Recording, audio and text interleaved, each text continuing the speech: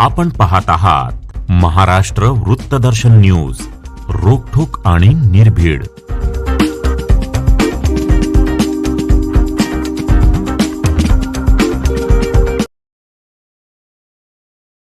गेल्या 2 वर्षापासून संपूर्ण महाराष्ट्रात लव जिहाद आणि अवैध धर्मांतर या गंभीर समस्या विरोधात कायदा करण्यासाठी हिंदुत्वनिष्ठ संघटनांनी जनआक्रोश मोर्चे काढले. त्यावेळी सरकारने या विषयाचे गांभीर्य ओळखून लव जिहाद या विरोधात कठोर कायदा करण्याचे आश्वासन दिले होते. मात्र आजही दुर्दैवाने या घटना थांबलेल्या नाहीत. उलट त्यांची तीव्रता आणि क्रूरता वाढतच चालली आहे. आता सरकारने दिलेले आश्वासन पूर्ण करण्याची वेळ आली आहे. उत्तर प्रदेश आणि उत्तराखंड राज्यांप्रमाणे गुन्हेगाराला जन्मठेप शिक्षा देणार कठोर आणि अजामीनपात्र स्वरूपाचा लव जिहाद व अवैध धर्मांतर विरोधी कायदा येत्या अधिवेशनात तात्काळ संमत करावा अशी मागणी हिंदू जनजागृती समितीने राज्य शासनाकडे केली आहे.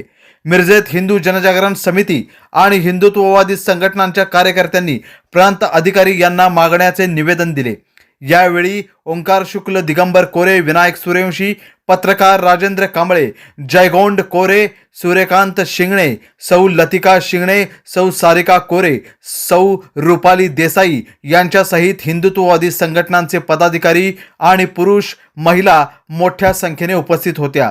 राष्ट्रीय गुन्हे नोंदणी विभागाच्या अहवालानुसार महाराष्ट्रातून बेपत्ता असलेल्या 1,78,000हून अधिक महिला आणि मुलींचा शोध घेण्यासाठी विशेष मोहीम राबवावी आणि त्यातील लव जिहादाची प्रकरणे वेगळी नोंद करावीत. लव जिहादचे प्रकार अजूनही सर्रास घडत आहेत.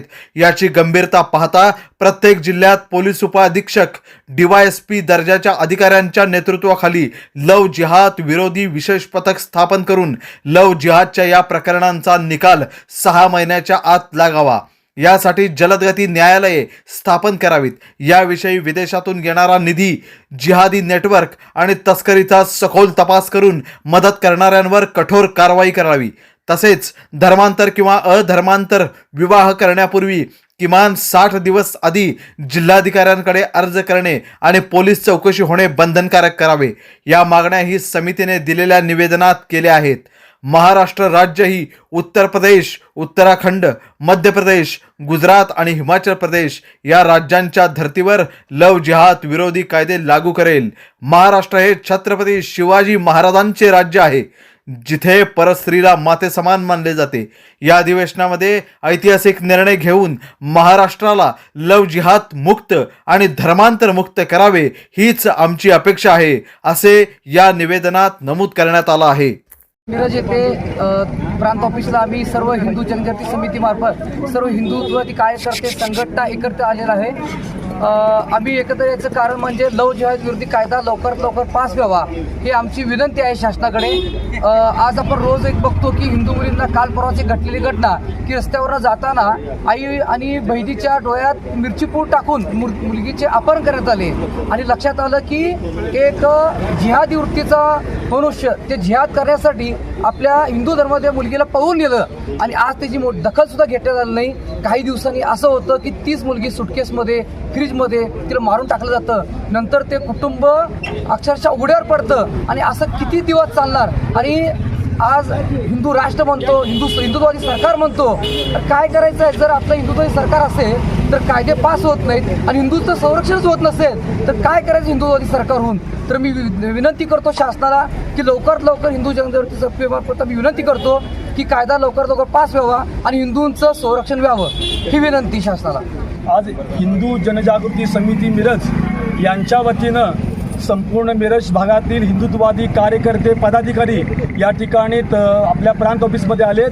नायब तहसीलदार श्री मोरे साहेब यांना लव जिहाद संदर्भात कायदा करण्यासाठी आम्ही सगळ्यांनी एकत्रितपणे निवेदन दिलेलं आहे. हिंदू धर्मातल्या मुलींचा आणि महिलांचा मोठ्या प्रमाणात लव जिहादचा बळी पडण्याचा प्रकार गेले अनेक वर्ष सुरू आहे आणि हिंदुत्ववादी संघटना एकमुखाने ही लव जिहादच्या संदर्भातला कायदा पारित व्हावा म्हणून मागणी करत आहे. 2022 साली संपूर्ण महाराष्ट्रभर हे असे मोर्चे निघाले होते. हिंदू धर्मातल्या मुली सुटकेसमध्ये, फ्रीजमध्ये, रेल्वेच्या पुलाखाली अशा सापडत होत्या आणि म्हणून हिंदू समाज मोठ्या प्रमाणात एकत्र येऊन रस्त्यावर येऊन त्यांनी ह्या कायदा होण्यासाठी मागणी केली होती. तत्कालीन मुख्यमंत्री साहेबांनी यावेळेस समिती गठीत केली होती आणि लव जिहादचा कायदा हा लवकरात लवकर आम्ही पारित करू सांगितलं होतं. यालाही जवळजवळ 3-4 वर्ष झाली आहेत. सध्या मुंबईमध्ये अधिवेशन चालू आहे आणि म्हणून या अधिवेशनाची दखल घेऊन आम्ही सगळे इथे आलेलो आहोत. हिंदू धर्म, हिंदूची पिढी पुढची वाचवायची असेल आणि हिंदूचे कार्यकर्ते, हिंदुत्ववादी संपूर्ण मुलं, बायका सगळ्या सुरक्षित राहायचे असतील तर लव जिहाद विरोधी कायदा हा मोठ्या प्रमाणात पारित होऊन या ठिकाणी लागू झाला पाहिजे, याची अंमलबजावणी व्हायला पाहिजे. यासाठी आम्ही सगळे एकत्र आलेलो आहोत. जर असा कायदा या अधिवेशनात पारित नाही झाला तर संपूर्ण महाराष्ट्रावर हिंदू जनजागृती समिती आणि सर्व हिंदुत्ववादी संघटनेच्या वतीनं आम्ही पुन्हा रस्त्यावर येऊन हा कायदा पारित झाल्याशिवाय आम्ही हे आंदोलन मागे घेणार नाही असे या ठिकाणी आवाहन करतो. खूप खूप धन्यवाद. नमस्कार. आज आम्ही इथे हिंदू जनजागृती समितीच्या वतीने आमच्या सर्व हिंदू संघटनेचे प्रतिनिधी, सदस्य आणि सर्व हिंदुत्ववादी संघटनेचे सर्व लोक आलेलो आहोत. आम्ही प्रांतांना निवेदन देण्यासाठी की लव जिहाद हा कायदा आपल्या अधिवेशनामध्ये येत्या, आता मुंबईला अधिवेशन सुरू आहे तर त्या अधिवेशनामध्ये हा लव जिहाद कायदा पारित करावा. जसं की उत्तर प्रदेश, उत्तराखंड आणि गुजरातमध्ये हा कायदा पारित केलेला आहे. त्याच धर्तीवर आज हा कायदा आपल्या महाराष्ट्रात लागू झाला पाहिजे. ह्या कायद्याची आपल्या महाराष्ट्राला खूप गरज आहे. कारण का हा कायदा जर झाला नाही तर आमच्या हिंदू लेकीबाळींचं भविष्य धोक्यात आलंय. मुलींना शिक्षणासाठी बाहेर पाठवणं करणं एवढं धोक्याचं झालंय की आम्हाला आमच्या मुलींना शिकवायचं की घरात ठेवायचं हा एवढा मोठा प्रश्न पडलाय की आमचा सरकारला प्रश्न आहे की लव जिहाद कायदा पारित करायला हिंदुत्ववादी सरकार असताना काय अडचण आहे.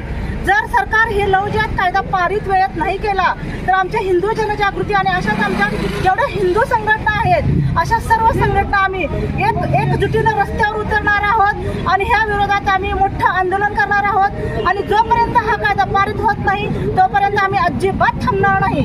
एवढंच मी सरकारला सांगू इच्छिते.